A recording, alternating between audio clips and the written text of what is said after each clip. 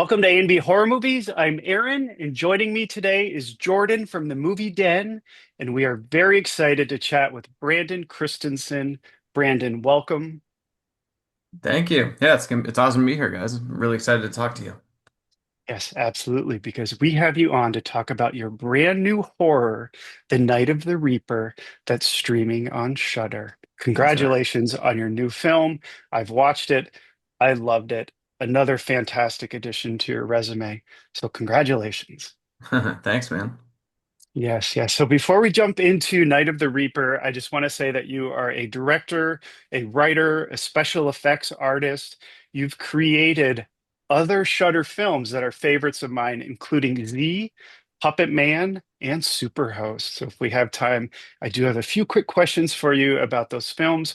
But For how sure. awesome is it that now you've added another one to the list, and that is Night of the Reaper? And it's Yeah. about a college student who gets roped into a babysitting job while a local sheriff begins to suspect that a babysitter killer is back for more. So let's see, let's jump right into it. So, your new film, like I said, Night of the Reaper. My first question for you is what was the inspiration for this movie? What gave you the idea to create a film about a babysitter killer horror that's set in the 1980s? Um, it's one of those things like right before I shot Superhost in 2020, I was, you're always kind of thinking of different movie ideas and like, what are these things? And Mhm. I remember back in the eighth grade, I went to a birthday party and we all watched When a Stranger Calls, the original one. And just that, like, the opening 20 minutes is so great. And it's such this iconic babysitter horror. And I was just sort of like, no one's really done that. So, Ty West did it with House of the Devil. And then you have the Yes. Netflix, like the babysitter stuff, which is a little bit different. But Mm. no one's really doing the babysitter thing. And so it was just like, always in the back of my head, like, oh, it'd be fun to kind of revisit that idea. And then I started talking to my brother about it, and we just started talking about different ways we could kind of play with it and change it up. And while I was shooting Superhost, he sent me like a 10-page script, which was basically the opening 10 minutes of the movie. And it was like 100% there. It was just like, oh shit, like, yes, this is awesome. Like, this is such a cool movie. And so I finished shooting Superhost, and he started just sort of dabbling on the rest of the script. And Mhm. yeah, it just sort of slowly turned into, Night of the Reaper. So good. So good. Oh, that's amazing. Jordan, why don't I turn it over to you to jump in with a question for Brandon? Yeah, yeah. So I know we kind of talked about Night of the Reaper, which was such a great film. Um, but I'm interested too is kind of where I want to go back earlier. What kind of brought you and drew you to horror as a filmmaker in general? Sure, yeah. It's one of those things that when you're a kid, I think some kids watch movies that they're not supposed to, and I was definitely one of them. My parents would always watch, horror movies on Halloween or around Halloween time. They still do this to this day. And it was just one of those things that when you're a kid, you're like brought into a room to watch something, and you're not always old enough to be watching it. And so like I have memories of watching The Shining when I was in elementary school, and my mom would always sit beside me and she would like grab me and cover my eyes for things, like the girl in the tub or anything like that, anything Mhm. scary. And so what ultimately happens is you start imagining what was so scary for your mom that she didn't want you to see it, and it's always far worse than whatever was Yeah. actually there. And so I think that was probably a big part of it, of just like starting the creative ideas, like, and you're just like, you watch it later and you're just like, oh, that wasn't that, it was great, but that wasn't that bad. And so, I think that just sort of stuck with you or with me. And when I got older and, it became like a high that you're chasing, like you and your friends, you'd go to the local, Blockbuster and be like, hey, what's the scariest movie you have? And you always get a different kind of thing and you rent it and you're just like, ah, that wasn't good enough.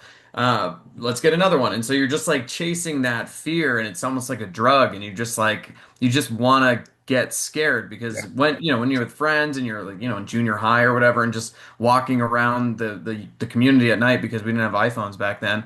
it was just like cool and fun to just be scared. Like I would be walking with my friends in like an alleyway and be like, "Oh man, imagine if Mike Myers just walked out of here, and what Yeah. would we do?" And you just like start razzing each other and building each other up, and it just became like ingrained in my childhood of just this thing trying to be scared. And so when I was an adult, and starting to get into films, like my first short films were all kind of leaning horror and doing that, and it just was a natural progression for me.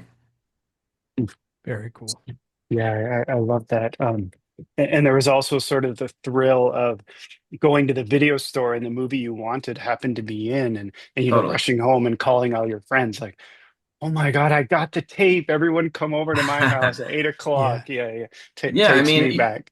even Mhm. just like browsing the horror section at the video store, like you'd see, the Sleepaway Camp 1, 2, and 3. There's the three Mhm. VHS covers of it. Like you've got the letter with the knife in it, and then you've got the girl with the backpack with the Freddy Mhm. glove and and they just did a 4K release of Sleepaway Camp Yeah. 2 and 3 that have that artwork, and I'm just like, I don't really need this, but I kind of want it because it looks so cool. It's just like such an evocative image that the movie never Yes. quite lives up to that image, but it's just like just burned in my brain. I need to buy it.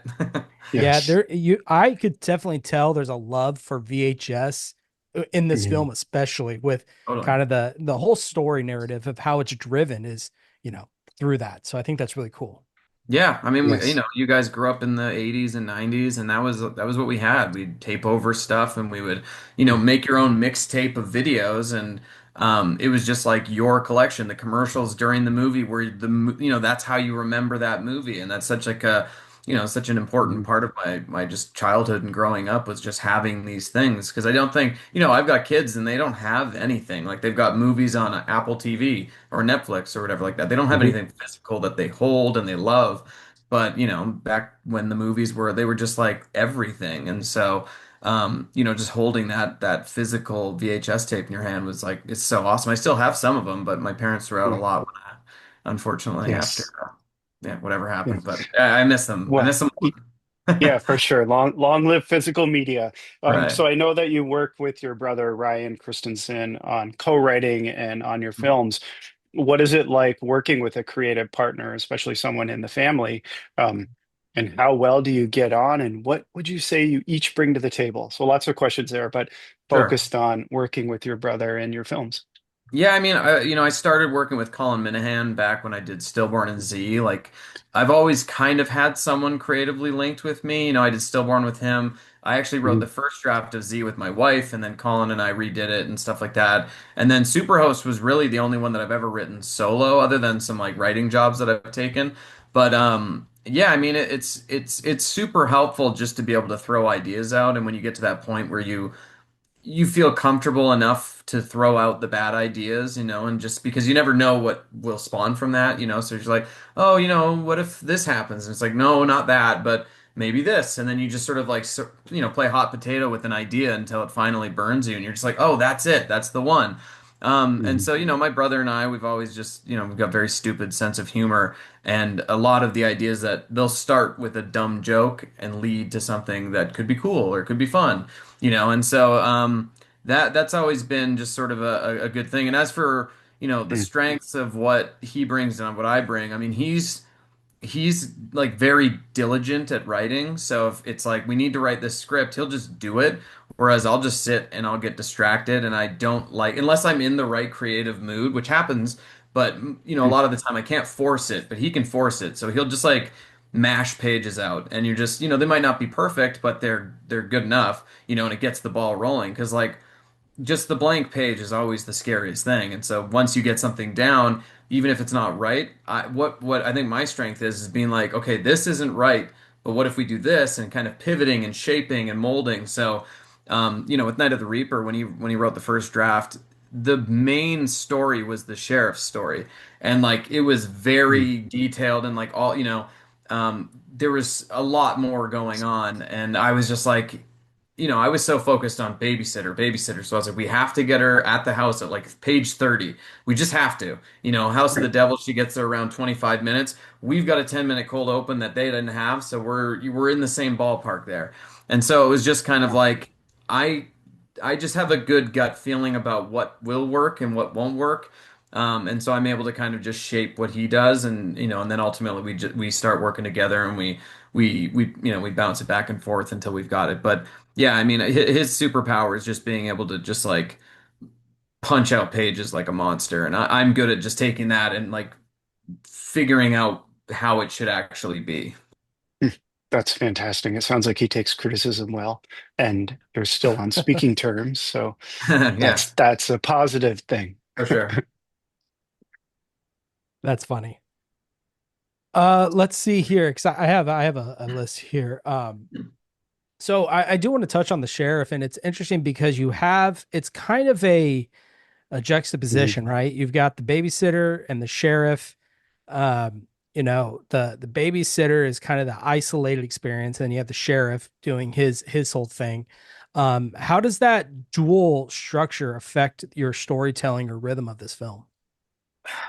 It's interesting because like a lot of the things that are happening in one are kind of also happening in the other one. Like, Mhm. not to spoil too much, but there's a sequence where Dina goes out and she hears a dog and she finds a dog, and then she goes back in and makes a call to the animal control. While that's happening, the sheriff is going to Willis's apartment and he sees a dog, and then he goes up to the thing and he sees a collar because she says on the phone there is no collar. And there's all these things that are just sort of for the audience serving as these through lines that they can follow, because you just want everything kind of is stacking on top of each other Mhm. just to kind of build this case that we're trying to build before we kind of pull the rug out from under you. And it's tough. But it's just a matter of just like what is the important things to get us to the next part, and then you got to go back to Dina and it's like, okay, well, what are we establishing here? And you're just it's a tricky balance, and some of it's found in the editing and everything like that. But I'm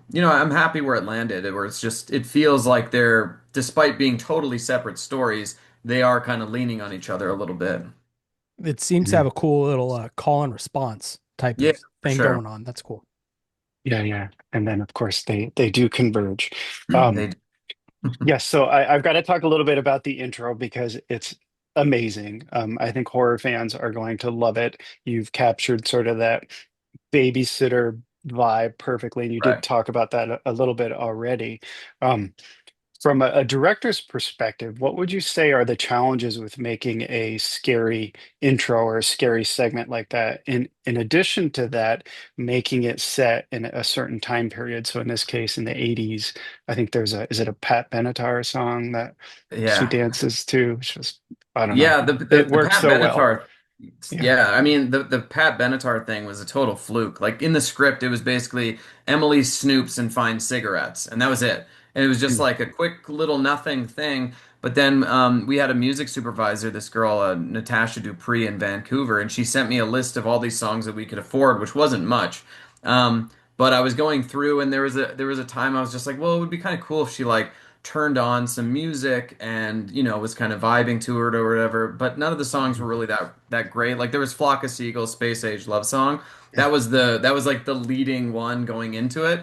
But then she sent me a second list, and Pat Benatar of Heartbreakers was on, and I was just like, oh my God, this is like girl power, like Perfect. Yeah. teenage girl dancing, sing. I was like, we could make this like a music video. And we basically, I talked to Summer because we had just cast her, and I was like, we might be getting a Pat Benatar song to open the film, and if we do, like, how comfortable are you dancing on camera? And she's like, I love it, let's do it. And then, a day later, she sent me a video of herself just like dancing in her hotel room, and I was just like, oh my God, this is so fun. And so, Yeah. um, I structured the shoot so we would shoot the cold open in the first 3 days. Like usually you start on a Monday or something like that. But I was like, let's start Wednesday, Thursday, Friday, and then Mm. we'll be able to go into the actual movie on Monday, and we'll be able to just do this like short film shoot. Everybody gets to gel, figure out what we're doing, and then we can go into the big thing.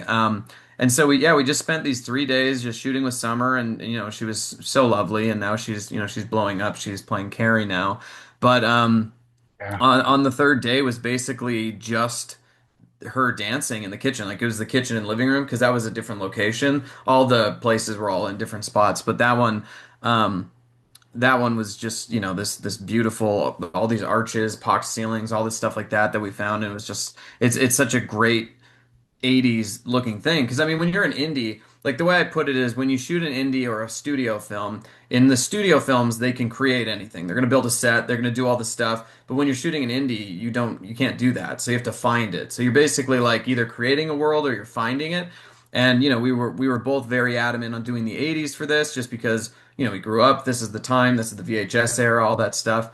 But the one thing that I really wanted to do is just, you know, evoke this period, and that's why it almost has like, I don't know Mhm. if you know the show The Goldbergs. They always say it's like Oh yeah. 1980 something, Mhm. and it's great because you don't have to worry about like anachronisms or anything. You just do whatever. Like so, it's vaguely 80s is what I'm calling it because everything is 80s. The cars are 80s. Everything's 80s, but we don't have the money to nail down a specific year because if we do, it's just like, oh, that's wrong, that's wrong. So we just like Facebook Marketplace everything, find what we can, and it just is what it is. And so, it's kind of cool to be able to do 80s and not have to focus so clearly because it's just, like the Atari's being played, and there's just all of these Yeah. things that if you really kind of pull on a thread, you'll be like, well, what the hell year is this? And it isn't really a particular year. Yeah, but you don't need to know that. I think you For capture the sure. 80s vibe perfectly. It's nostalgic and it just works for me. Yeah. For Yeah, sure.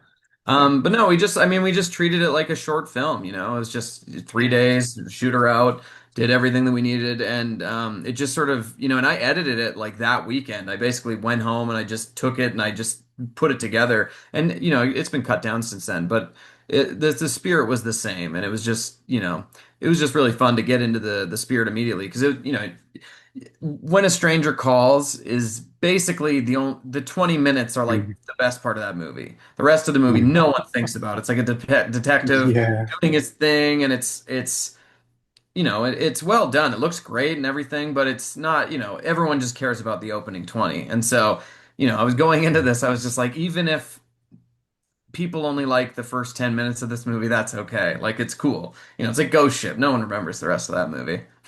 oh, of course. Yeah, that's a great way to put it. And when you were editing, and Jordan, I know you're going to jump in here, but when you were editing Mhm. it, did you know at that point, like, this is really good?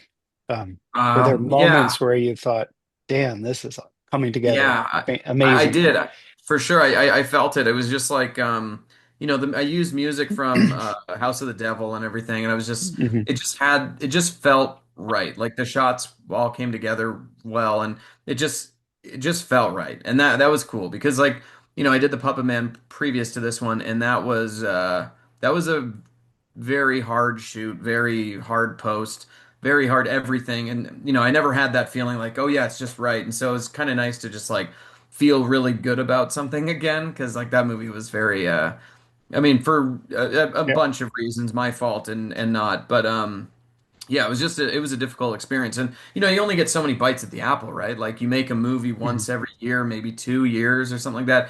And since I'm involved with the writing, directing, editing, VFX, all that stuff, every project takes forever. And so, if you do something and you spend a couple years on it and it doesn't hit the way you're hoping, it's pretty tough. So like with this, seeing that, I was just like, okay, cool. This is, so, people are gonna dig this for sure. Yeah, absolutely. I mean, the whole movie is great, but that intro, wow, it's awesome. Yeah, I agree. And I even felt like when I saw it, and I don't know if this was intentional on your part, but it just even felt a lot of similar just feelings to like the 78 Halloween. Sure. I got very, very similar kind of vibes for that. But what kind of challenges were there designing um the first, like, I guess, scare and making it feel kind of retro of that 80s era, but also kind of a fresh take on it? Yeah, I mean, it was like, Halloween set the bar for everybody and it just sort of established what you can do in the genre. Like, it's insane how long ago he made that and how it still works perfectly today. I mean, I think you're kind of picking and choosing. Like, I do remember when I was doing the scene right after the cold open, it has Dina walking and she's just sort of, doing the whole title card sequence and stuff like that. And I was just like, how did Halloween do this again? And you watch it and it's got this long panning zoom shot and it's like, okay, cool. Like I could maybe do that, but all the locations you go to, it's like, okay, we've got a great 80s house here. And then we've got this monstrosity, like 20, modern square thing. And that it's just really hard to have that kind of control that they had back then, where it's just like point a camera, it's the, 70s and 80s because it was. And now you don't have that. So it's, you're really just like picking your battles on where you're gonna be able to find those feelings because it is just like a feeling when you see the 80s and it feels right. There's like the bubblegum 80s where you think of the neons and all that stuff, but no one really lived like that. And then you have like it's kind of like looking at Stranger Things season 1 and season 3. Season 1 is super grounded, very drab, very brown, very just like a little depressed. And then you go to 3 and it's like at the mall and it's bubblegum and it's pink and it's the 80s you remember, but not the 80s that was. And so that was kind of the goal of Yeah. this is just like let's make it feel like how it felt for us. And a lot of people that watch these movies now, they're probably too young to even know what that felt like. But for you guys, it's like there was just a feeling when you see a photo from that or something that it just the way the wood paneling on the walls hits the light and stuff like that. It's just like that's what we're trying to get is just that feeling. And so, that's why I wasn't too concerned about what exact year or time it was. If the Atari that we used was like from 87, but something else would have been from, Mhm. you know, things like that. It was just a matter of just what is the feeling that we're able to evoke from this. And that, you're of course you're looking at the classics, like, even going to the 90s with Scream, like Mhm. that opening it feels much more broad than the rest of the movie. Like it has that, it's more orchestral with the music, and that Mhm. was by design. It just feels like more of a Scream type thing, and then it falls into the, House of the Devil kind of vibe for the rest of the film. Yeah, yeah, well said. Let's talk a little bit about the casting process. So Sure. we, of course, talked about Summer Howell, who is fantastic. But you also have Jessica Clement, who plays Dina. Hmm. Breakout, awesome role for her. Ryan Robbins is the sheriff, and your son is in this as well, Yeah. Max Christensen. So can you talk a little bit about the casting process, and did your son have a choice in the matter? I'm He did I'm not. joking, joking. No, he, Okay, he there you definitely did go. not. I mean, the first movie I ever worked on, like the actual feature. I was a producer on It Stains the Sands Red in 2015, and Max was like one then, and they needed a Love that baby, movie. so Max is Yeah. in that movie. He's the baby. Oh, He's like the baby that she's trying to go rescue. And so, yeah, he didn't really have a choice. I've shot some short films with him and stuff like that, and he just has some this energy and just like this willingness to just do things that my other kids don't really have. And so it was when we were writing it, it was just like, well, Max is the right age. Let's just name him Max, and we just it was just gonna happen. Like I wasn't gonna there. Casting a kid, I did it in Z, and we got super lucky with Jet, but it's never easy, finding a kid that's believable and good and whatever. So I was just like, if it's my own kid, I can treat him how I need to get, to get the performance right. yes. But he was great. So yeah, he didn't really have a choice. With Jessica, she read. We had a casting director out of LA, this girl Coco Kleppinger, and she had I think 60 or 70 Dinas that she sent us. And I think in Summer was actually one of them. And when you're casting, you're kind of like pairing people because of who they are, Mm. and you're looking at especially with this movie because there's so many, like the kid and the sheriff have to sort of look alike. Dina's parents have to look alike. Addie has to look a little different, and you're just like, it's a lot of just like headshot swapping and looking and who's going to play off each other well. And when Jessica's read she did, and the one of the scenes that she did is the walkie-talkie scene. Just like her eyes were just these massive just windows into her soul, and it was just like, oh my God. Yeah. We were like at first we're like maybe she's Emily 'cause she's got those eyes and she always plays young.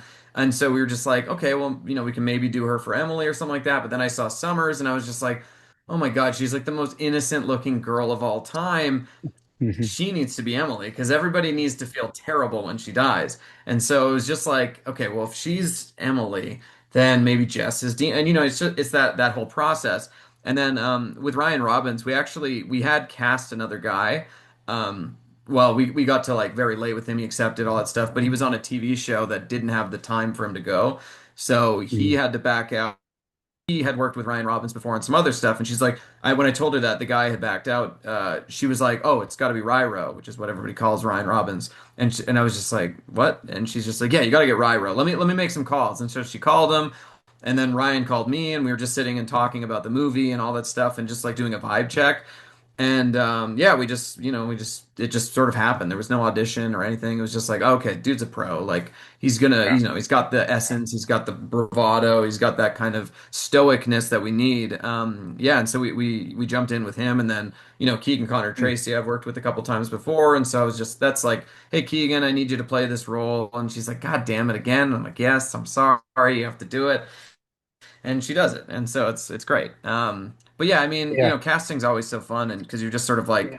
finding the world, and like Ben Cockle or Cockell, I can't remember how you say it, but him playing Chad, like it's such a skis ball character, and Mm. his audition when he had the mustache, he had this greasy hair, and he just looked like such a scumbag, and it was just like, oh, dude, this guy's awesome. So it was just, it's just that. I mean, indies are tough, man, and it's just you're just trying to get the best actors you can.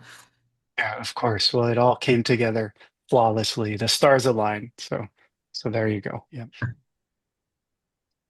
Yeah, did with the characters and stuff, how much did they evolve as you were as the actors and stuff? How did each character evolve through your casting?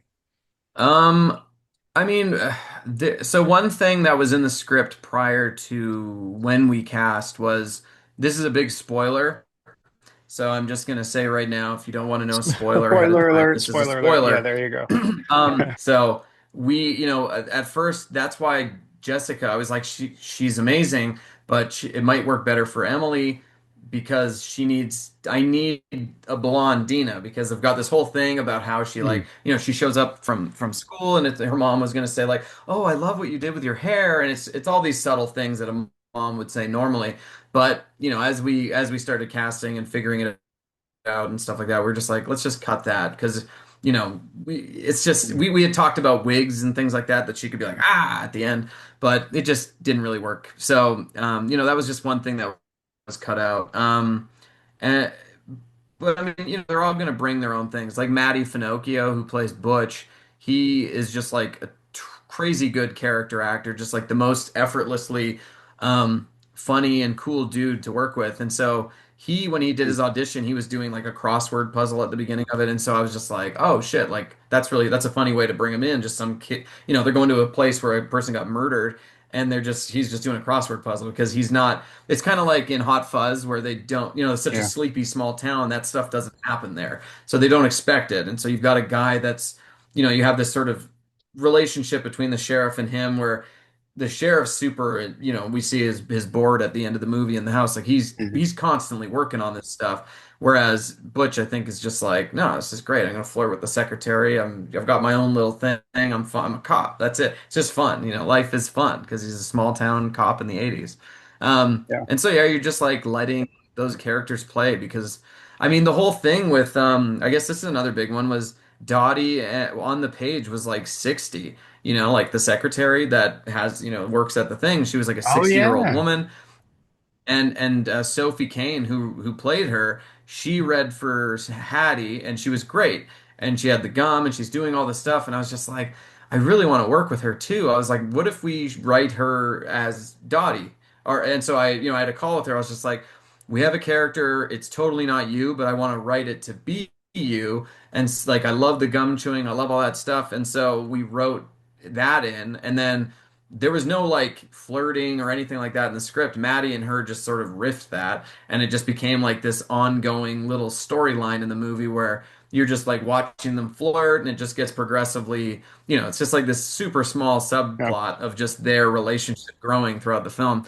And they just totally just did that on their own, and it was just like, oh, this is awesome. And that's why casting is so important. Like that casting is like 85% of directing a movie because if you get good people in, you don't really have to Mhm. do anything, and it's Yeah. amazing because it can be a lot of work when you're like fine tuning everything to match your style. When they just come in and bring it, you're just like, oh, this is great, love this.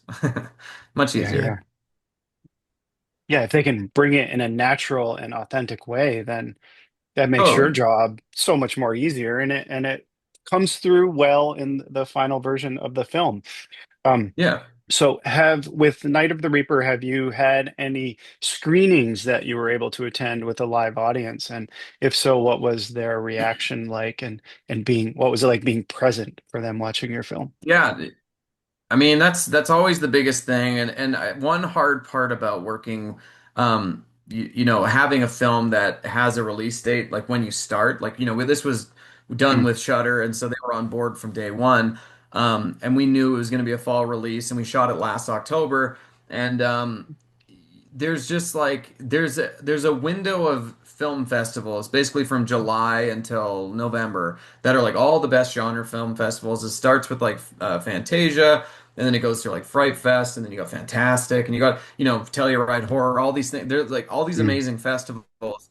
But when you get a release date that's September 19th, like right at the beginning of all the festivals, like right before Fantastic starts, you mm, kind of are limited on your festival, exposure. But we did do one, and we've got one more coming up right before the release. But we played in Florida at Popcorn Frights for our world premiere, which was cool because I actually had two movies there, and the other one's coming out next year that I'm sure we'll talk about later. But yes. it was interesting because the other one's called Bodycam. It's like a found footage cop movie Mhm. shot on Bodycam. So it's like it's very gritty and dark and scary, and it's short and crazy and very very vibey, and just like dark. And Yeah. we when we did the premiere, we watched that one first, and like you could hear a pin drop. It was a full house. It was like 200 people, but no one's moving, no one's breathing. It was just a quiet experience. And then after that, we did like a Q&A with the cast that was there and everything. And then we did Reaper, and it was the complete opposite. It was just like the opening happened, everybody's like clapping when the title card hit after the opening, the cold open, and Mhm. throughout the movie, all these big moments were happening, and like the crowd was just huge. And and I've been to so many screenings like that before, or screenings, shouldn't say like that, but none have ever had that like over beginning to end just hugely involved crowd like that, like just there was probably 5 or 6 moments in the film, some that you'd expect and some that you wouldn't, where the crowd was just like clapping, and exciting and all this stuff, and it was really cool. Like when I did Z, I would know that if I went in, I think at like 27 minutes, I would see the kid fall off the stairs, and Mhm. Oh my gosh, I would yes. go in and yeah, I would just like film the audience because like I knew that was going to happen. That was the one reaction in that movie that was going to be great. But I'm hoping when I do the next couple festivals with Reaper, I get a similar thing because it was just wild to just see the crowd respond that way, and that was definitely a first, Yeah. just like beginning to end, so involved. Yeah, absolutely. It must have been rewarding and also sort of stressful at the same time, but I'm happy to hear that you're Yeah, getting those yeah, reactions from a live for audience. sure. I Yeah, do it's have very stressful. yeah, I do, of course. I do have a couple more about Night of the Reaper. Jordan, do you want to jump in here as well? Yeah, yeah. So I mean, Night of the Reaper is premiering, right, September 19th, Yep, which is like pretty close to beginning of when Shudder season of Scream start. Was that right. intentional, or was that always kind of in the back of the mind, this is what we're aiming for? Or was that just like a happy accident that it just happened that way? Um, I mean, the film is so Halloweeny, it takes place Yeah. during Halloween, there's Hmm. decorations, there's, the music is very evocative. Um, it was, it's funny because like I shot Body Cam, the other film, before I shot Reaper. I shot it in 2023, but the post-production on it took like 2 years because it's a very complicated film. There's Wow. like CG creatures and all this stuff. Um, and it just like kept going for so long. So I actually delivered both films this July, like within 2 weeks of each other. So I did Body Cam on July Oh, 1st and Reaper on July 15th, and I was finishing both, like coloring both, doing all this stuff on both. And we had conversations with Shudder about which one would come out this fall. There was always going to be one of them, but because of how we financed Reaper on like tax credits and stuff like that, and I had to put my house up for it as collateral for the loan that we use based off Shudder's thing. It's like a whole thing, but we were just like we have to Reaper has to be first because Otherwise, the interest payments will continue to go until we eventually release in the next Oh one, my and gosh. it's Yes. body cam much Wow. smaller. So, yeah, it was kind of weird. But I mean, Shudder, I had Puppet Man came out on October the 13th. It was Mhm. Friday the 13th, which was dope. Yeah, Shudder's got a real knack for releasing movies at the right time. Like my first Mhm. movie, Stillborn, they had the streaming rights to it and they released it on Mother's Day. Amazing. And then when I did Z, they had that fully and they released it on Mother's Day again. And it was just like, you guys get it, It's just like Mhm. I have friends that have made movies and you put them out and it's just like there's no real care into the design of the release. And as someone that's so involved in every step of the way, you want to have like the vibes all connect with that stuff, So this movie just always felt like a fall release, and so I think if Bodycam came out this year instead, it'd be cool. I mean, it's very much like a VHS movie, like Mhm. found footage, very dark, but this one just feels like a Halloween movie, and Mhm. my hope and my dream for it is to become like one of those movies where it's like, oh, it's October. We've got 30 movies we want to watch this month. What is it going to be? Well, we got to watch, Trick or Treat. We got to watch Halloween. We got to watch Night of the Reaper. We got to watch, and just be included in that because it is very vibey and it is very Halloween. And that was definitely a goal here, just to be like, okay, we're coming out at Halloween. Let's make it as Halloween as possible because I want people to return to this. Mhm. And actually, if you watch it again, it's a completely different movie the second time because you know what's going on and you're seeing the things that are there. Um, and Oh. it's interesting. And you can't expect that, like you may, but if you do have someone that does watch it again and they see the things that are being set up, they'll be like, oh, that's cool. And, it's just a completely different experience. So, if whoever's watching this, just watch it twice because why Well, not? I'll tell you, you definitely hit the nail on the head with that one. I mean, it Yeah. fits perfectly right there with all the Mhm. other ones. So I love it. Yeah. So definitely Cool. watch Well, Night yeah, of we'll the see. It'll Reaper. be cool. And I want to be like yeah, Die Hard for Christmas. yes, there you go. Is it a Christmas movie? The million-dollar question. So definitely watch Night of the Reaper on Right. Shudder. My last question for you about Night of the Reaper is how would you describe this film for those who haven't seen it using other films like Alien meets Predator? We talked a little bit about When a Stranger Sure. Calls, but what other films would you add to the list? I mean, I keep going back to the same three when I think of this movie. It's like Scream meets House Hmm. of the Devil meets When a Stranger Calls. Like, I've seen someone else refer to it as Scream meets Stranger Things, which is cool. But those three I feel like are really present in the film, just in the DNA of the film. Like, when we were writing it, when we were filming it, just, there's a shot in the film when Dina's on the phone with Hattie, her friend that she's babysitting for, and she's sitting and it's framed exactly like a shot from When a Stranger Calls. And I'll have to Hmm. post it, but they're both like holding their hand a particular way. There's a lamp in the same spot, like it's framed the exact same, and it's just. There's a lot of little nods like that in the film for these things that I just grew up and that I loved, and it's a pretty cool position to be in to be able to do that at all. Like it's such a stupid thing, but it Hmm. meant a lot at the time just to be like, I'm gonna insert this memory of mine into the film because, why not? It's a movie. Let's play. Yeah, go for it. Yeah. Well, congratulations again on Night of the Reaper. It's fantastic and it's perfect. It's a perfect film for this time of year, like you said, heading into Oh the yeah. spooky season.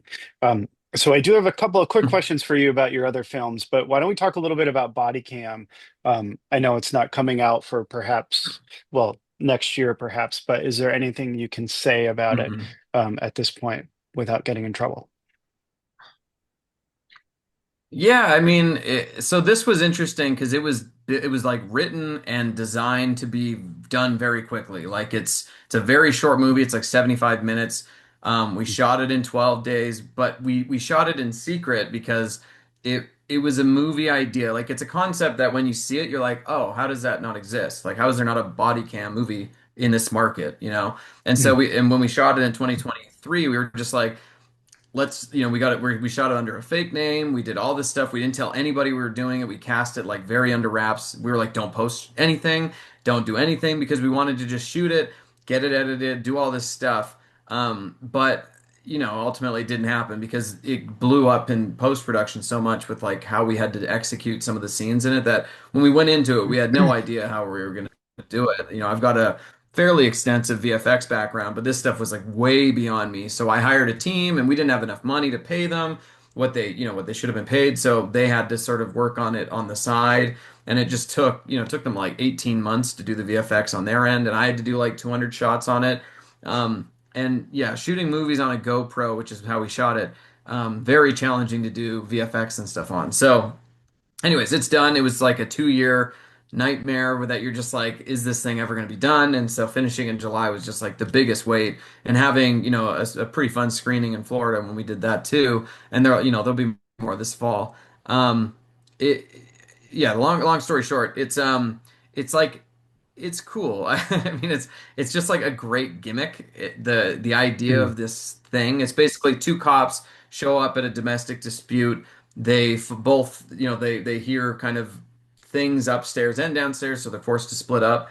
And then they ultimately there's an accidental shooting and they're trying to cover it up. But they've got these things on their chest that are recording everything and they can't turn it off because if they do, that'll just be it'll be caught. So they're just like trying to figure out how to get out of this mess they've created, and by doing that, it just keeps getting worse and worse, and ultimately just like is this insane, crazy ending thing where everything falls apart and it's a total nightmare. But no, it's cool. It's exciting. I'll share some stuff with you guys later. It's pretty Yeah, sweet. yeah, please do. I love a total nightmare. That's a perfect way to describe it. It's Um, a very much an yeah. I do have a couple of questions about some of your other films, but Jordan, I need to stop talking and let you ask a question or No, two. no, you're good. You're good. No, I was just caught up in the story of this movie body. I mean, this sounds like an incredible Mm, it feels from what I'm hearing almost a found footage in a way, but it's definitely a different take. And it seems like a maybe a more challenging take. I mean, can you speak on that a little bit? Yeah. Yeah, I mean, it was, it's one of those things where like anytime you're thinking found footage, you're like, well, why are the people filming when things go bad? I think Blair Witch did a great job where she's like everything looks different through the lens, feels less mm, real for her, so she's able to cope by filming. It's a great idea. There's things like Wreck, incredible movie, but it's like at some point the camera operator's probably going to turn it off because he's like a news reporter cameraman, mm, whatever, yeah. you buy it, it's great. But Mm, like every movie has to have that, and and every movie has to have a reason why your cell phones don't work. Like there's just these things in mm, horror that you have to do. And so having something that's like totally hands-free, totally just a fly on the wall of a situation, that was really interesting to us. And like I'm a huge fan of YouTube and just like watching body cam stuff in general. Like there's a lot of true crime accounts that they always put the body cam footage into it and you're just like oh my God, like the actual objective truth is like presented right there. It's not an interview where someone's telling you what happened, you're watching what mm, happened. And I was just like, can we capture that idea? And the big problem was just like, okay, well, what's the story, what's going to happen? And like very early on we knew we wanted to do an accidental shooting, but beyond that it got really challenging. And so my brother and I, we started talking about, I'm sure you've seen it, but like in like Philadelphia downtown, there's like those areas that there's just people standing there and they're just like on drugs. Like I don't, it's like they're all on fentanyl or something, yeah. and it's just Yeah. these communities of like tent cities and all this stuff where everybody just looks like a zombie. And it was just like, let's Mm, think about that. And so we started exploring that a little bit, and that's where we ended up finding the story that we ultimately used. And it's just kind of like, well, what if those guys are being controlled by something? That's kind of interesting. And so that kind of was yeah. injected into it. But from a production standpoint, it was really wild because at first, I mean, we always wanted to shoot GoPros because they could have such a big sensor and all this, super wide, it's easier to watch. But we built like a camera rig vest where it was like a wireless video on a thing, and then the actors would do the scene over and over and over until we got it on their side. Then they would just flip vests, and then the other guy would do it. But it was kind of like a stage play because it's all blocked. There's no coverage. If I needed an insert of Mm, something, I can't cut to it. I have to have them like walk with their chest up to this thing. And it was just this like really fun kind of balance because the actors were they lit the film and they shot the film, and so our our cinematographer Clayton Moore, who did Reaper as well, he was our sound guy because it was like so small. We were just like saving money everywhere we could on the production, and so he did audio because it was just like why not? And he's just talented. So yeah, I don't know. I mean, it's cool. I'll share some stuff with you after the call for sure. Oh yeah, please do. And keep us updated. We'd love to have you on again to For talk sure. about Bodycam in the future, perhaps when it gets released. Okay, I've Definitely. got to ask. So, Superhost, I Yeah, love this film. Oh my I love gosh, it too. Barbara Crampton and Gracie Gillum, who right here on the cover Hmm. is absolutely unbelievable. She's so good in this role. So my one question for you is, what was it like working with Barbara Crampton, who's a horror legend, and of Yeah, course Gracie, who could forget her? I know. She's the perfect Airbnb host until she Uh, isn't. Look at that. yeah, for sure. That was like to this day, that was still my favorite shoot ever because we Mm, shot it like middle of COVID. It was September 2020, and we had, we did it for it was my cheapest movie I've ever done. The crew was 6 people, and the mm, cast was four. And we because like SAG didn't have proper rules for shooting in quarantine yet. Um, they had to do testing twice a week for the actors and once a week for the crew. And testing was mm. so expensive back then. It was like, I can't remember, $100 per test. And so, the numbers were so high that we had to just Yeah. like, okay, we can't have an AD on this film. We can't afford it. We need tests. So we can't have this because we need tests. We can't have a PA. We need Oh tests. yeah. And so, Yeah. we just did this thing. It was just like the six of us plus the cast in this remote cabin thing in just outside of Las Vegas. And it was like summer camp. We were just like making shit up as we went along. It was the first movie that I had done, kind of written solo and stuff like that. And Mhm. casting Gracie was kind of just like a fluke. And I'll talk about Barbara too, but um, initially I was trying to get oh gosh, what's her name? Sierra McCormick, and Yeah. she recommended she was doing another movie at the time, so she couldn't do it, but she recommended Gracie because they had done Disney Press together. And so Mhm. when I talked to Gracie, she just is like so vibrant and lively and all this stuff. And I was like, and I was watching like old interviews of her on Disney, and it's just like, oh my God, if you can do Disney press and you can be bubbly and insane like that, like you just know that the moment the camera stops, it's just like sucks right out. And I was like, that's what we need the character to be when she's in front of these people. She needs to be like she's doing Disney press. She's talking to the world, she's being the perfect human. Yeah. And then the Mhm. moment that the cameras are off, it just shuts down. And so that was like a huge thing for me, and Gracie was, so hilarious to work with. Like I wish that there was an edit of the movie with all the different versions of the character she did, because like every take would be Yeah. so radically different that you just like, how the hell are I want to use all of it, but I can't. And so you're just kind of, you're trying to figure it out in editing, and it's a whole thing. But with Barbara, I had Mm. never worked with her. She had reached out to me probably a year before, and she had a project that they were looking for a director on, and it ultimately didn't work, but I had her email at that point. So when we were looking for this character, I sent her the script and I just said, "Hey, this is like it's like a 2 day thing. You just need to come in. You're gonna have a great death, and then you're gonna go, and it's gonna be great." And she was just like, "Awesome, let's do it." And I was just like, "Oh, so cool." And so she came, and I picked her up from the airport because it was just that kind of a shoot. And we just talked about the whole thing, and like we spent her first day together, just talking about who this character is and all that stuff. And then on day two, when we shot like the scene in the forest where she dies and all that stuff, the whole scene prior to that was so long. It took like 8 or 9 hours, and then the sun's going down. So we're like, shit, we have to kill Barbara, and we've got like 15, 20 minutes. And Oh my I gosh. had Yeah. it designed in a way that there was no prosthetics or anything. It was done core VFX.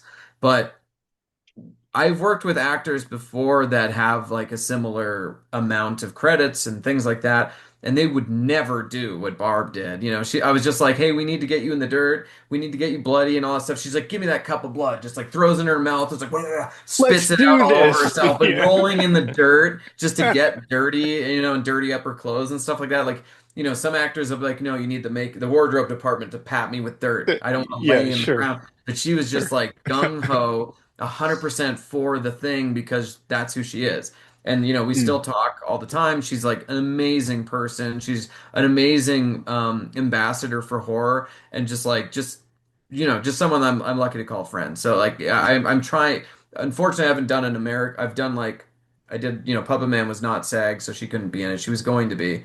She was actually going to be the Ruby, the girl, and then because it didn't end up being SAG, she recommended Karen Richmond, who came in instead because they were friends. And then the other movies I've done have all been Canadian, so it's just hasn't worked out. But I'm dying to work with her again because she's so awesome. Yeah, yeah, that's great. And not many people can say we have to kill Barbara in 20 Yeah, minutes. for sure. Right, Actually, right. probably more than you think. It's probably a Maybe more. lot. Yeah, yeah, she has done a lot of horror movies. So, Yeah, just one last question. I sure. want to, respect your time. Puppet Man and Z, I love these films as well. We've talked about them a little bit. Quick question: would you ever do a sequel for either of these, or do you think they are standalone films? Z Z is I think is pretty good. Like I'm happy with that. Puppet Mm, so I'm gonna do a little bit of a Puppet Man spiel. The movie Puppet Man it was like it was a great learning experience for me as a filmmaker. I've mm. never really talked about this publicly, but it's something it's weighed on me forever because it just, that movie came and went and it was like the biggest wet fart of of all time. Like it didn't, no one saw that Oh movie. It was gosh, really weird. It I came did. out, I loved it, and I have a you copy did, of and I it. So appreciate that. there But you go. I'm your number one it fan. I'm just thank kidding. you. It came out on Friday the 13th at the same time as House of Usher, and Mm. John Carpenter had that like Suburbia thing, whatever it was. It was like the most jam-packed day in horror ever, and there was every streamer had something big for that date. And so like at first I was stoked. I was like, "Oh my God, Friday the 13th. Amazing."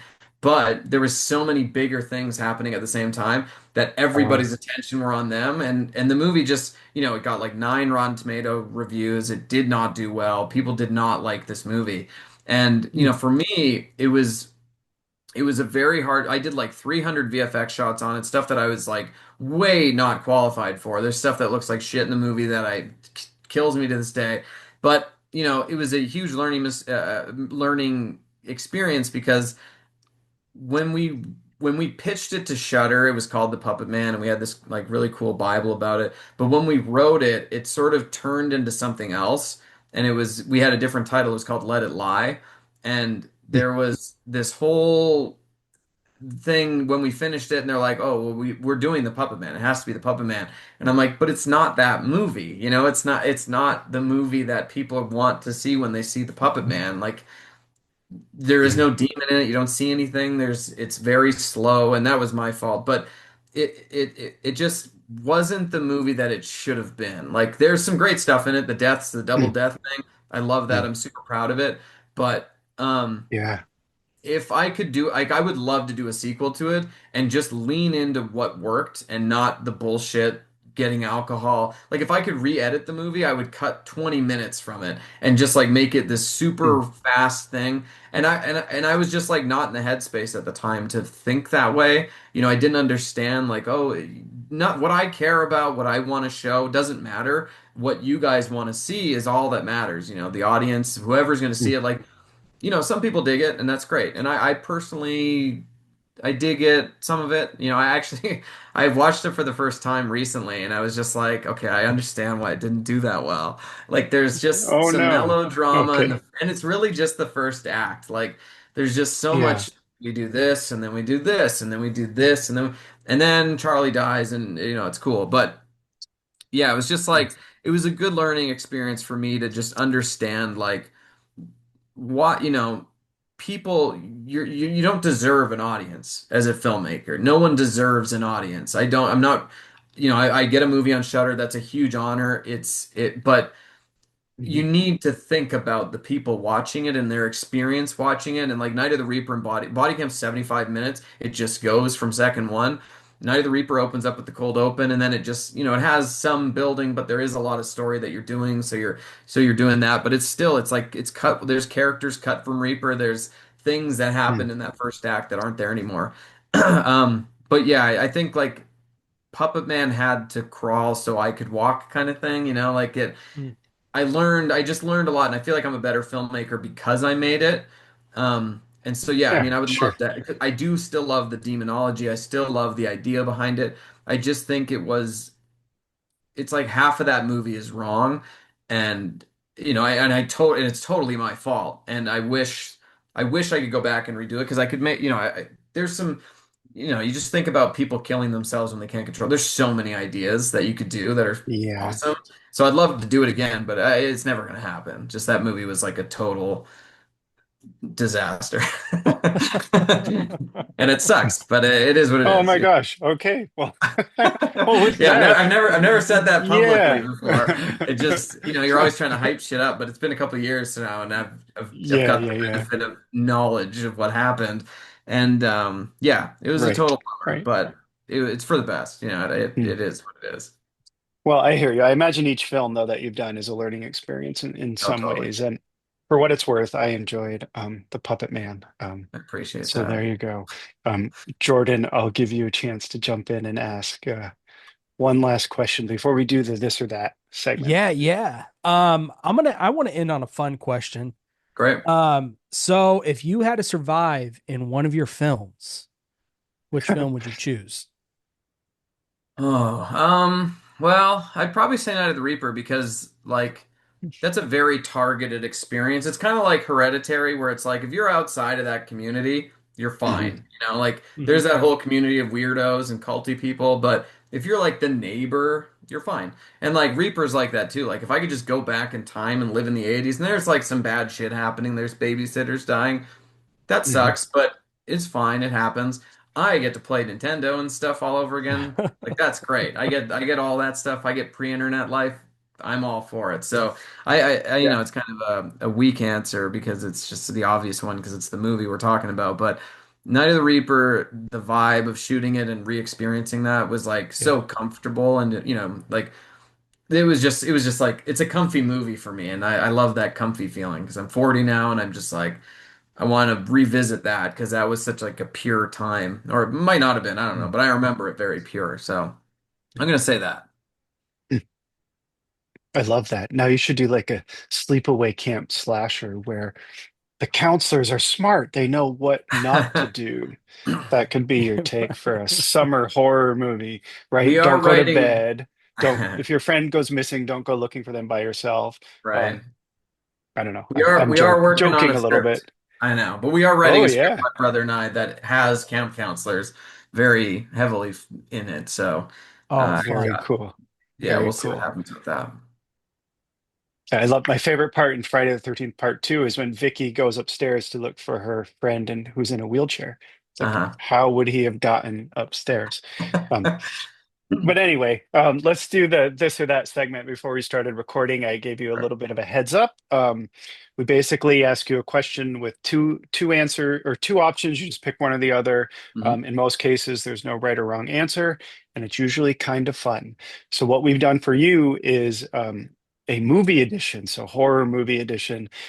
We suspect that you've seen most of these, but if not, that's okay. There's no pressure.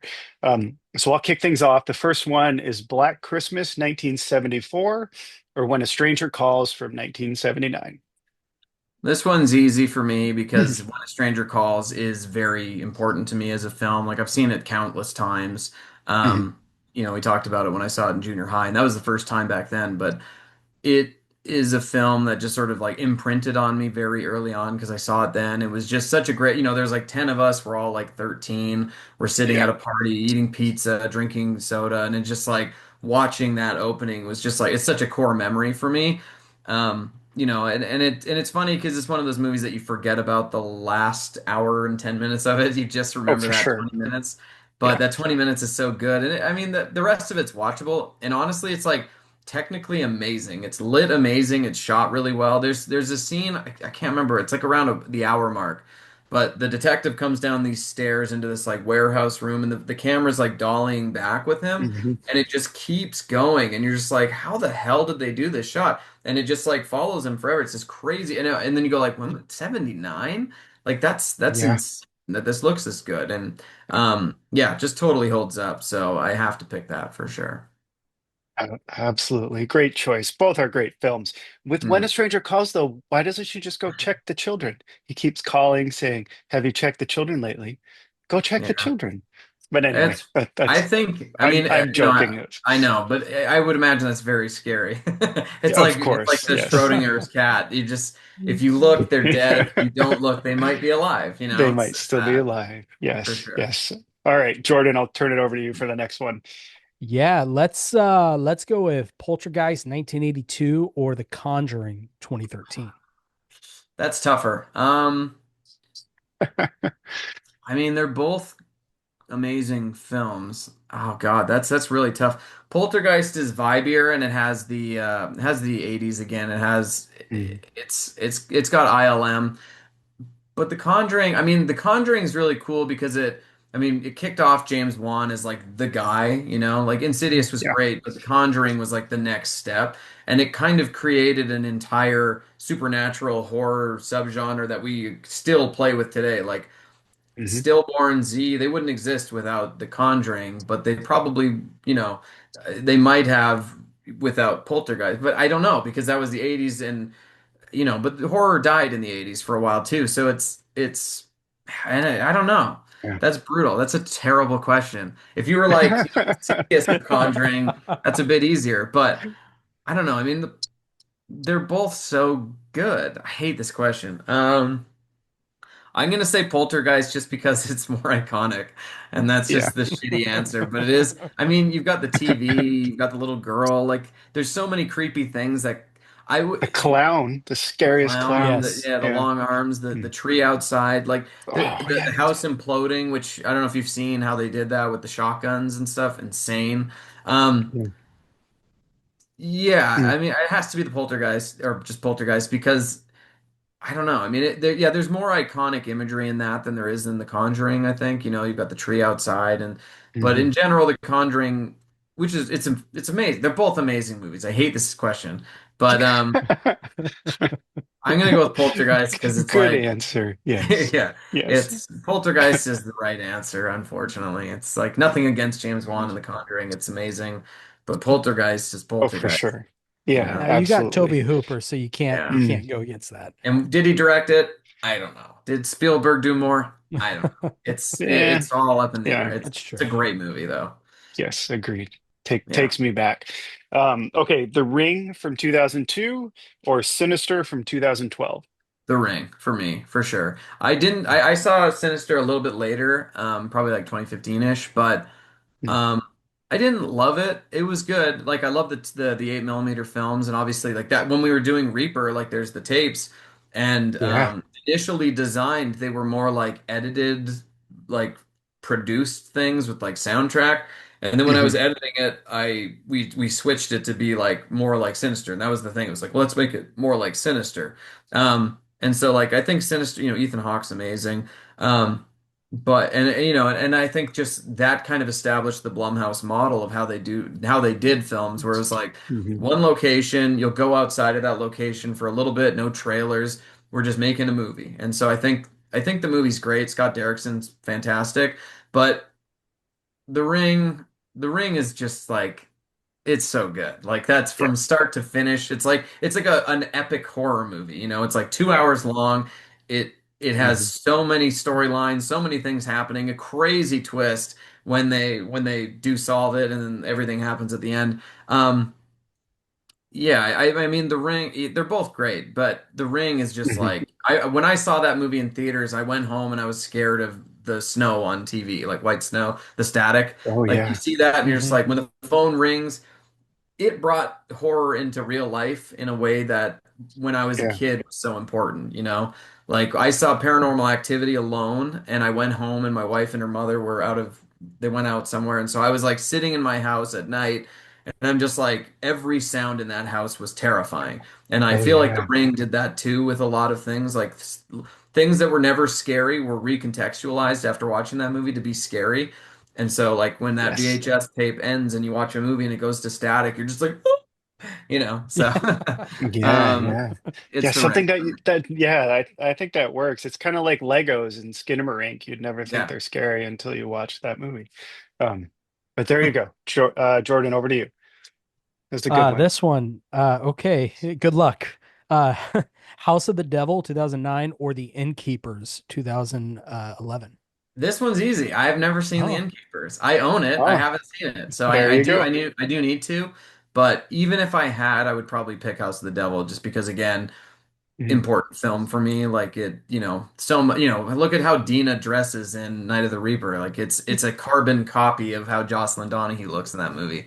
And hmm that's Yeah. not by accident. Her haircut, everything is just like a Mhm. nod to that movie. So, I mean, I do need to watch. I'll watch it this fall for sure because I bought it, forever ago and it just sort of is Mhm. sitting there. I just need to watch it. But no, I've heard it's great. But Yeah. House of the Devil, it's so good. The Innkeepers is great. It's a perfect pairing with House of the Devil. Different films, but Uh, similar sort of vibes in cool. Yeah. them. Um, okay, hopefully you've seen this one, Session 9 from Mhm. 2001 or The Night House from 2020. Again, I haven't seen The Night House, and this is a Oh, problem there because you I go. love Bruckner, and it Yeah. sucks. It came out when everything was coming out. Like that was such a big year. That was like Mm, Smile, that was Skinamarink, that was Terrifier 2. That was like yeah. all of these huge movies were coming out that year. And that was one, I think it came out earlier. It was like a February release or something, and it didn't get the release it should have, but I'm a huge fan of The Gift, which has Rebecca Hall, and she's Hmm. kills it in that. And I don't know, like, and it's the type of movie that I guarantee I would be like, oh, that one doesn't matter what it's up against because I love that kind of movie. And again, I need to catch up on that. Like Black Phone came out that year. It was Hmm. it was a brutal year for horror. I mean, a great year for horror, but a brutal year to keep up when you have three hmm kids and you're stuck in post on Yes. a movie like Puppet Man and about to shoot. Like it was just a crazy year, so I missed that one. And what was the first one? Oh, Session Nine. Session 9, 2001. Session Nine's awesome. I mean, Yeah, it's that's it's so like a good. live, it's like a real version of Grave Encounters almost. Like it has the Hmm. same location, and you guys have talked to Stuart Ortiz. But no, Yes. Session Nine is dope. I'm sure the Night House is dope too, but I'm gonna watch it this fall for sure. Yeah, both. Yes, agreed. Let's see. We've got a few more, and I want to be respectful of your time. So, Jordan, maybe we can rush some of these, but Yeah, jump yeah. around. We'll do maybe six more. Doesn't help that I talk forever, so yeah. It's totally fine. That's good. That's what makes it fun. Mhm. Let's go with this one. Pet Cemetery, 1989, or Cujo, 1983. Pet Cemetery. You got Gage cutting an Achilles tendon. Like you can't. Oh, I don't think yes. you can Oh really my top gosh. that at all. Oh. Like Mm. it just is, Pet Cemetery. I'm gonna be a little quicker with my answers on this. Okay, well, maybe we can get through it then. The Yeah. Exorcist 3 from 1990 or Prince of Darkness from 1987. Exorcist 3 because it has the jump scare with the nurse going. Like that's the most it's like Yes. the jump scare in horror movie history. Yeah. Um, it's cool. Yeah, I'm gonna go with that for sure. Okay. Okay. Fair enough. Nice. Not to mention Brad Dourif's performance, I think, is incredible in Yeah. that movie. Yeah. Great Agreed. movie. It Um, shouldn't be as good as it is for sure. no, Mhm. right. Oh, okay. I like this one. Frontiers from 2007 or High Tension from 2003. I haven't seen Frontiers, but High Tension I've seen, and it's got the pushing the Hmm bookshelf or Oh whatever, yeah. and Oh, yeah. somehow ripping a head Yes. off. So, and that movie's cool. I mean, I saw that one I think when I was in film school, and I think I still have the DVD of it. But Mm. yeah, it was. I mean, it's a movie that doesn't really make sense at the end, but the ride there is so fun that you forget about it. Like it has so many Mhm. cool things. I guess I should see Frontiers. I haven't seen that one, unfortunately. Yeah, it's good. Check it out. Another one for your list. Okay, The Changeling from 1980 or Don't Look Now from 1973. I haven't seen either of them. Oh, you should watch. They're so I good. All right, know. let's go I'm right to the sorry. next I'm one. sorry. So two to add to your list. Jordan, over to you. Let's Okay. see. Them More from 2006 or Inside from 2007. French films. Yeah. These, yeah. Inside's the one with the baby, right? Yeah, the Hmm Christmas Eve, the one that I Okay. Yeah. always say is a Christmas horror. That's the only one I've seen. I have to go with that one. I haven't seen the other Okay. one. I'm The sorry. Scissors. Them is like a home invasion film. Very Okay. good. Very intense. Watch it hmm alone with the lights out. Cool. Um, okay, The Strangers 2008 or Your Next from 2011. You're next. You're next is fun. Yeah, It's Radio Silence, right? uh, what do you That mean? directed You're Next, or is it Adam Wingard? Oh my God, I think it might be Wingard. Let me look it up. You're next. I'm pretty sure it's Wingard. Okay, which one Yeah, did that's what I Radio was saying Silence too. do? They do Ready or Not? Was that them? Maybe. Okay. Um, Um, Anyways, it's Your Next. We got Barb Crampton. Like, we're doing that. yeah, yeah. Okay, anyway, we can look it up. Jordan, over to you. okay, where are we at? Okay, Slumber Party Massacre, 1982, or Sorority House Massacre, 1986. Hmm. It's been a long time since I've seen those. Like, that goes back to my childhood, like renting Yeah, yeah, VHS. yeah. I wouldn't be able to tell them apart. I do know my friend did Pool Party Massacre, Drew Marvick. I don't know if you saw Oh that. yeah. Oh, That I was like, did. It's so yeah, good. yeah, Yeah. yeah. Oh That's and man, I he shot a sequel. I don't know if it's ever going to come out, but I mean, that kind hopefully. of, that's a very, I don't know, it's a great period for horror for sure. That was just fun. Mhm. But I literally couldn't tell those two apart right now. Fair That enough. Fair enough. Okay, I'm two more. I sorry. promise we're almost Sure. done. The Funhouse from 1981 or Tourist Trap from 1979. I can picture the box art of Funhouse. It was like the Jack in the Box, right? Yeah, yeah, yeah. Mhm. I couldn't tell you more about it than that. That's such a deep cut for me. I just remember seeing the box art, man. Okay, okay, cool. Yeah, I don't know. These are some pretty deep cuts. Uh, Okay, okay. Fair yeah, enough. I'm So sorry. I haven't one seen more. it. No, that's Yeah. cool. Jordan, over to you for the very last one. I All promise. right.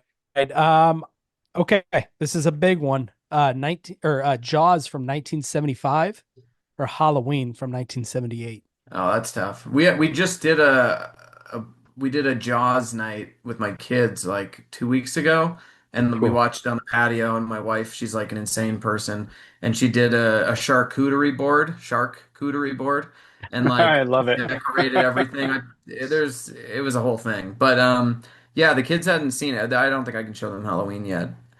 Mm, probably Man, not. personally, I'm probably going with Halloween. And it's tough because it's like Spielberg and it's the Jaws holds up great. It was weird because when I watched it, I Mm, hadn't seen it in like 15 years when I watched it just a couple weeks ago, and yeah. I'd forgotten how many attacks there were. When I think of the movie, I'm just like, there's the opening attack, and then they go on a boat ride, and then like there's like so much that happens in between. The pacing's great. And I'd just forgotten about all that. But like Halloween, I've seen way more than Jaws, and I think Halloween started Mm, the slasher. Michael Myers is like the goat faceless killer.